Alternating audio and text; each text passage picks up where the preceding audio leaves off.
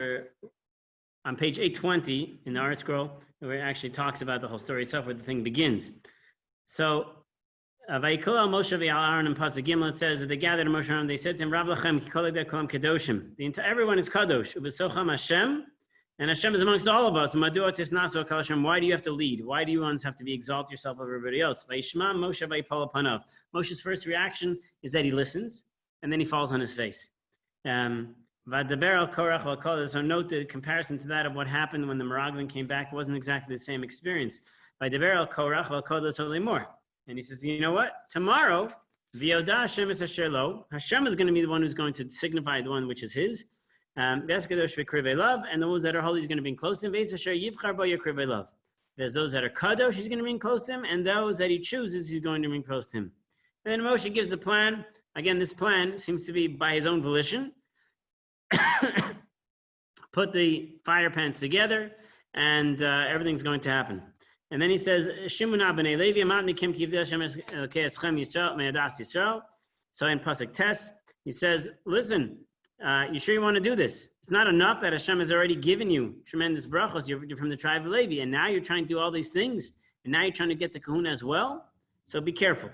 So on the surface, this machlokas itself seems to be, on the surface, it seems to be just simply a machlokas that's really about, ultimately, power.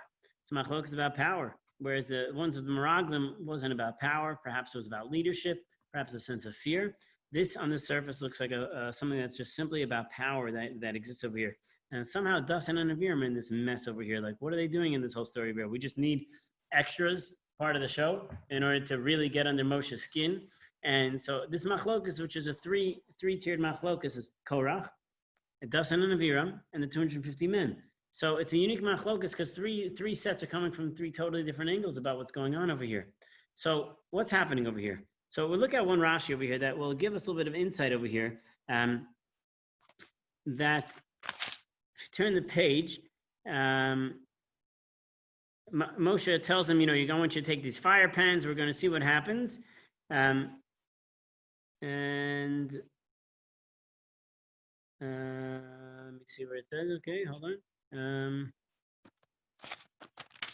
So the pasuk says in pasuk Tezvav, it says, "Vayichar leMoshe ma'od." Moshe was really upset. Moshe was angry. Vayomer Hashem, and he says to Hashem, "Al tefena min chasam." Do not accept their korban. Don't accept their sacrifice. Okay, which we assume this to be the sacrifice of the fire pans. I didn't do anything wrong to anybody here. I've never done anything to anybody else. Okay, I'm not sure the connection between the two over here. So what do we see in this pasuk over here? Rashi, Vayichar leMoshe ma'od. Rashi pasuk Tezvav. Again, we're in chapter Tes Zayin 16 in pasuk Tezvav 15. Nitzdar ad mod, extremely pained. Al tevin min chasam. If he pshuto on a simple level. The Ketores they're about to bring to you tomorrow, don't accept it. Don't turn to it. I know that they have a portion in the karbanos of the tzibor. Don't accept these. Leave the fire and do not accept it. So what's going on over here? So Rav Yerucham Levavitz points out over here, if you note what's happening in the story, this is not a simple machlokas. We think it's a machlokas about simply power. Oh, here's someone in Korach who's coming in here to try to interrupt the whole experience. And the truth is, it's a very fine machlokas that we cannot put our hands on. Because of the fact that you'll note in this verse alone, Moshe has to say to Hashem, Hashem, please, don't accept their korban. Really? I'm Moshe Rabbeinu, when you turn to HaKadosh Baruch Hu and say, Hashem, don't accept that korban? Nothing doing. Of course, he's not going to accept it. Says the Yerucham, no, he would accept it if not for the fact that Moshe put in this request over here.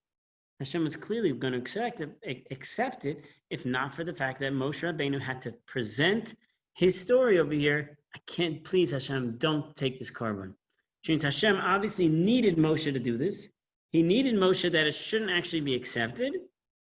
While at the same time, the machlokas is so fine over here that we can't fully put our fingers on this. So like we look at the story over here and we look at a political battle, but it's much greater. So Rav Yerucham's words, he says as follows. He says, This is a proof of what he has explained before. The machlokas between Korach was not a simple machlokas. It wasn't a simple argument. Rather, he says it was a machlokas of mitzvah. Because in truth, what you'll notice over here is that Korach's point that he wants to point out to Moshe Rabbeinu is that he says, Rabachem ki kol hayda kolom kadoshim. Everybody's holy over here.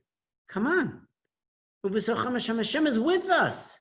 Here's not a guy who's denying God. The Meraglim, the spies were denying God. Here's someone who recognizes God. He sees Hashem in this entire experience. And not only that, he sees that every single Jew is holy. Kulam kadoshim. What's wrong here? So we might look at it, in hindsight, oh, it's a communistic approach. But the fact is, he's telling us over here that we have to look inherently in the holiness of every single Jew, and that HaKadosh Baruch Hu was with us. Okay, but the problem, says Rabbi Yochanan, is one problem only, and that was that it wasn't l'shem shemayim. What he did was not l'shem shemayim. It wasn't for the sake of heaven, and therefore Moshe had to intervene in order to be able to say, don't accept this. Meaning what? It means basically, even though it wasn't l'shem shemayim, Hashem would have actually accepted a korban. Does Hashem accept our tefillos if we don't have the appropriate kavanah? He'll accept those prayers, even if we don't have that appropriate kavanah. So here we have a scenario where they don't have it l'shem shemayim. It's not for the sake of heaven, but it will be considered a valid korban. Ultimately, at the end, we see that the fire pans are used as a covering for the Mizbeach, and that itself leads us to potentially believe that it's not just simply a sign, but there is some sort of Kedusha associated with it. Look at the Netziv on that idea that there's Kedusha with the fire pans. So they did something that was, in essence, holy. But the fact is, because it wasn't L'Shem Shemayim, Moshe had to intervene. He had to present himself as Hashem, I can't allow this to happen. Now, if you think of this in a current events type of way, you'll see this as the spiritual leader, and then you might see it as what we call the Nasi, the one who is the political leader, who exists in political circles, who might push envelopes, might do things to get them riled up to change. Now, they may have a right idea in mind, but at the same time, it also has to be l'shem shemayim. And is that what we're saying over here? We're going to have a lot of leaders throughout Jewish history who might do things that really empower the Jews to get them to change, to get, different types of things that happen. They may not necessarily have a l'shem shemayim. They just want to be able to see some element of change. And in turn, l'shem shemayim will come out from it. But ultimately, when you're fighting against Torah, then it has to be entirely l'shem shemayim. And that's what the Mishnah Perkei Avos tells us, that this was not a machlokas l'shem shemayim. And when you're fighting against Torah, that leads to destruction. Any machlokas that's going to not be l'shem shemayim, that's going to lead to destruction and listening to Torah itself. The Gemara in Daf Yomi actually mentions this idea. I think it was 2 days ago, about this guy who's been bitten by a snake. I don't know if you saw this. You didn't see this yet. The guy's been bitten by a snake, and they're trying to figure out what they can do. So they try all the different remedies. They throw out all the different remedies. Nothing works. So I believe they quote Abaye, who says it must be investigate. There must be something else going on. So maybe perhaps he was bitten by one of the rabbis. Maybe he went against the halacha that the rabbis determined. And because of that, the Gemara says, be careful that the bite, and the Mishnah also tells us, be careful because the bite of the Talmidei Chacham can be like the bite of a snake. And so this man was bitten by a snake. They tried all the remedies, nothing worked. I think eventually died, not clear from that line. And they investigated, and what happened was one of the great Rabbanim had put, because a great rabbi died, I think Rav was one who had passed away, so the rabbi said, we don't want to have certain things used at weddings for the next year. You can't use myrtle, you can't use other things, bells, you can't use them at weddings for the next year. And this individual came and he went and did that. He went and did that, and somebody says, yeah, that must be what it was, because he was bitten by the rabbis, which means when a person is going to go against Torah, even if they're right, and even if they're just within their machlokas, within their dispute, ultimately they're fighting against something much bigger, and it's not just the individual, they're ultimately fighting against Hashem over here. And that's the essence of what's happening with the machlokas, Moshe Rabbeinu. If he would have been l'shem shemayim, if Korach would have been l'shem shemayim, it might have been a totally different experience, but here it was not. This will lead us to a very important concept, and that's the next concept. The next concept of the piece from Emes Yaakov, a fascinating idea. We are told from the Mishnah in Perkei Avos there were 6 things that were created at Bein HaShemashos, 6 things that were created at twilight in the beginning of creation. So what are these 6 things created? And remember any of them? Some of the 6 things is going to be the mouth of the earth that's going to open up. Next is going to be the mouth of the donkey. That's next week in Bilam's Parsha. That's going to open its mouth to speak. The keshet, the rainbow, and the tongues, and maybe even the shamir worm. No, that was not. Interesting to note that was not, right? So this says there are 10 things that were created Erev Shabbos, Beinish Mashos. So that Mishnah in Perkei Avos, in Perkei, in 5th Perkei, Perkei Avos, tells us one of them is the ground opening up. The question is, why do we need this to be such a miraculous thing to open up? There's plenty of earthquakes. Like, I need this to be a special creation. Why, what's the necessity for that? What is the message that we need to know that this ground actually opened up? And this is going to tie into this previous experience we had with Korach and Korach and his men and the fight with Moshe Rabbeinu. So one of the most remarkable things we have over here is that says Rav in Emes Yaakov over here, Rav Yaakov Kamenetsky presents the following idea. After what is the purpose of creation? The purpose of creation, Hashem puts everything in 6 days of creation. Boom, that's all you need. You don't need anything else. Everything is here to flow in the way what you need for the world to exist. And you, man, go ahead, develop it, utilize what exists over here. You need nothing else. But yet, there's going to be a few things I'm going to create that are not going to be part of that creation. It's going to be waiting in time for when they're actually necessary. So he says, what God did was he created the entire world, put everything in exactly where we need to be, so it should be there for perpetuity, for whatever we call the entire extent of the world is, the time of the world's going to be, and then we're going to utilize it in the realm of Teva, in the realm of nature. So he says as follows, what happens when Hashem does that? It's natural that a human being will tend to not see Hashem. A person will forget Hashem. He'll see nature exist and he won't actually see Hashem. And what's going to happen when that happens is a person will walk away from God. So he says, therefore, on Erev Shabbos, what he did was Hashem created by Beinish Mashos in that twilight period, when as if everything was already created, he prepared certain things that should be able to take out from the hearts of the deniers that exist that there is a God and Hashem is running the show. I'll give you the quick example. The quick example is Bilam understands that there is a God, but not to the extent that he thinks that God's his tool. He can utilize God for things he wants. So for Bilam, he creates a donkey. And that donkey's not going to speak. It's going to act like you. It's going to act like a human being. And I'm going to show you that where you think you are controlling God, that's not the truth. God is controlling you. This is something where you're denying ultimately creation itself and God himself. And therefore, I need you to see ultimately that Hashem is really running the show.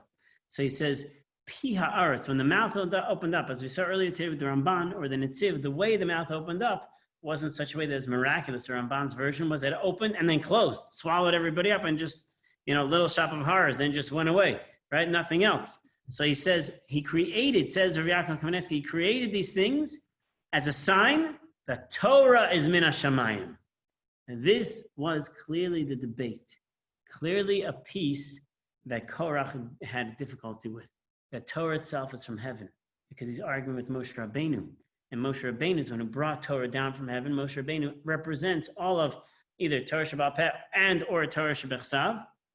So he says, each thing needed to teach a person, whatever you're fighting with, you have to know Hashem is with you. So he quotes examples, Mei Meriva, waters of strife, the mun itself, the rainbow, okay, all these things. So we're not going into those, but he says that's ultimately what it's at. So he says, Baron Anu, Sha'avru Dor Shlem, skipping that line, excuse me. This teaches us on the renewal of the world, that no one can say anything is by nature itself. And ultimately, that is actually what Hashem needed to show Korach over here. Although your machlokas is not l'shem shamayim, wasn't for the sake of heaven, it could have had merit, except for the fact that you were going against Torah itself. And you didn't see Hashem. You didn't see ultimately that Torah is min hashamayim here, and therefore a new creation needs to be developed so that the world and Korach himself will be able to see that Torah is actually min hashamayim. That's why it's necessary here for this entire new creation to exist. Why the ground? That's a whole other story.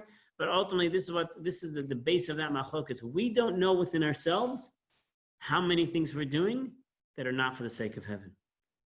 Most likely, unfortunately, most of our lives are not for the sake of heaven.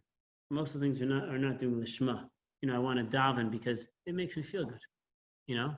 Because I like to daven, I like to be around people. I want Hashem to answer my tefillos. It's a little bit personal. which is okay, but it's not always l'shem shamayim, right? A lot of the Torah that we do, a lot of the mitzvahs that we do, a lot of it is not l'shem shamayim. And so we have to look inward within ourselves to understand what things are we really holding on to that is l'shem shamayim. And sometimes when we get into an argument, we really have to ask ourselves, who are we actually fighting for?